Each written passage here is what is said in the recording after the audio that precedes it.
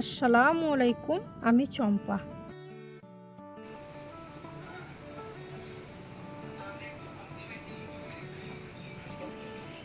কেমন হয়েছে?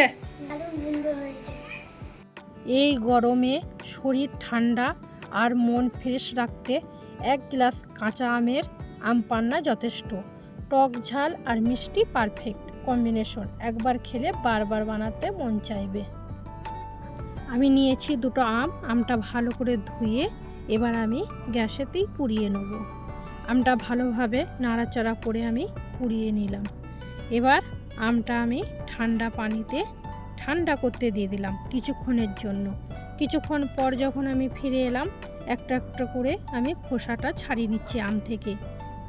2টো আমেরই এইভাবে খোসাগুলো ছাড়িয়ে নিলাম। এর ভিতরে পাল্প আলাদা করে নেব। এই পাল্পটায় আম পান্নার আসল স্বাদ এনে দেবে। এই গরমে 1 গ্লাস এই ঠান্ডা আম পান্না শরীর ও মন দুটোই একদম ফ্রেশ করে দেবে। বাড়িতে থাকা খুব সাধারণ কিছু উপকরণ দিয়ে এই মজাদার একটা শরবত তৈরি হয়ে যাবে। এবার আমি আমের পাল্পটা একটা জায়গার মধ্যে রেখে দিলাম। এবার গ্যাসে চাপিয়ে দিলাম কড়াইয়ের মধ্যে দিয়ে দিলাম গোটা গোলমরিচ 4-5টা, আর 2টো শুকনো লঙ্কা, আর 1 চামচ মৌরি, আর 1 চামচ জিরে নিয়ে আমি লাল লাল করে কড়াইয়ের মধ্যে ভেজে নিচ্ছি। ভেজে এবার আমি দিয়ে দিলাম অল্প একটু নুনটা দিয়ে আবার 2-4 বার নাড়াচাড়া করে নিলাম।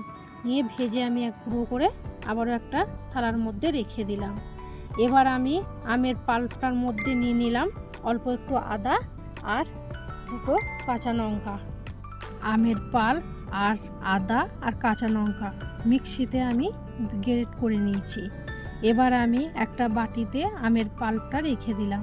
দিয়ে দিলাম পরিমাণ মতন চিনি, একটু বিট নুন, ভাজা জিরে গুঁড়া, একটু গোলমরিচের গুঁড়ো, মৌরি গুঁড়ো, জিরে গুঁড়ো, আর দিয়ে দিলাম এখানে 2-3টে জলজিরা।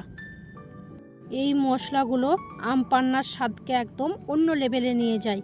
টক ঝাল আর মিষ্টির দারুণ কম্বিনেশন তৈরি হয়। এই সব উপকরণ খুব ভালো করে মিশিয়ে নিচ্ছি যাতে চিনি পুরোপুরি গলে যায়। এরপর ঠান্ডা জল ঢেলে আবার ভালো করে নাড়িয়ে নিচ্ছি। তাহলে এই সময় কয়েকটা বরফ দিলে খুব ভালো সুন্দর শরবত হয়ে যায়।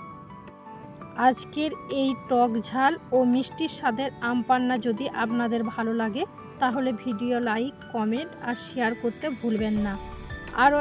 আরও সহজ মজাদার ঘরোয়া রেসিপি নিয়ে তাড়াতাড়ি হাজির হব। চম্পা কিচেনের পক্ষ থেকে সবাইকে অনেক ভালোবাসা। সবাই ভালো থাকবেন, সুস্থ থাকবেন। আল্লাহ হাফেজ।